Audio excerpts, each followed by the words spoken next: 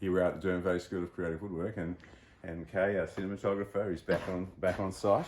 We are building the sassafras and silver birch, mainly silver birch with sassafras details, Kay. And I like that. It will hold quite a number of books, but in the bottom two shelves will hold the wine bottles, and we needed to divide 1415 into 12 equal parts, or have 11 divisions. So there's thinking required in order to get this right. So a little maths board there. I'm going to give that to my kids next week. I think they'll enjoy that. Well, it worked a treat. Absolutely worked a treat. Just no calculators needed. Just brain power. There you go. So here's a little bit of my info around the length of the shelves, the number of divisions, the jig. I've got a lovely little jig here. This is the jig that I'm using. I'm using the router. I'm using a 6mm bit. I'm using a 10mm follower, and the follower rides in my groove and cuts out, as you can see, my divisions. The critical thing with this work, okay, is that you don't want to have too many lines.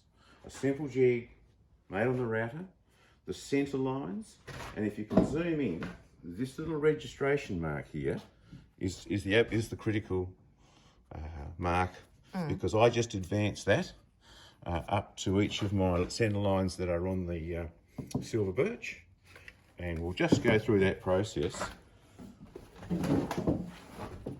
So there is a small amount of dust. Normally I would be certainly well masked up for that.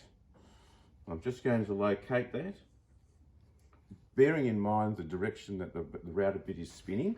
I'm going to be travelling in a clockwise direction. I'm just going to put my light on. The follower has been lowered into the groove.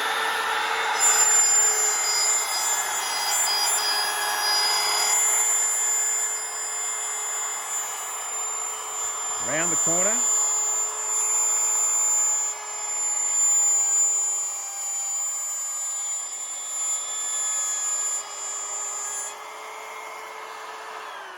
Turn it off. That's a nifty little thing, Chris. Now, what I want to do now is to just advance my jig, and because to get a couple of constants here, so I get that accuracy and repetition, I'm now just moving this one across to that the next centre line, and we can see, and this registration line will mark. I'm just going to clamp that in position, and we will take our time because we've spent a lot of time getting this as accurate as we can. So making sure it's flush on that edge, moving it across to align it with the registration mark. These beautiful clamps, toilet clamps, are just a delight. They're so positive. And we'll go again. So using my my Makita, just making sure I'm going at full speed, and I just find the lighting in this modern technology a delight. I'm looking down, I can see the bit. Lord knows you need it. And away we go. Clockwise direction.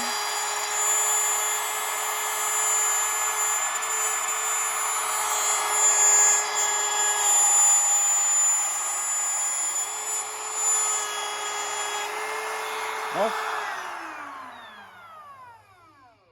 I'm just going to grab hold of the vacuum cleaner, and I just want to mention the importance of these measuring and marking tools. Okay, up on the wall now we've got our tools starting to look quite organised, but it's a joy just to reach for your rulers, for your vernier calipers. I did want to just show you that I was checking for accuracy. So as I step off with my dividers, we can see that I'm working to the millimetre. And as long as it's working to the millimetre, I think we're all happy. And just to finish off these three is my vacuum cleaner. Here we go.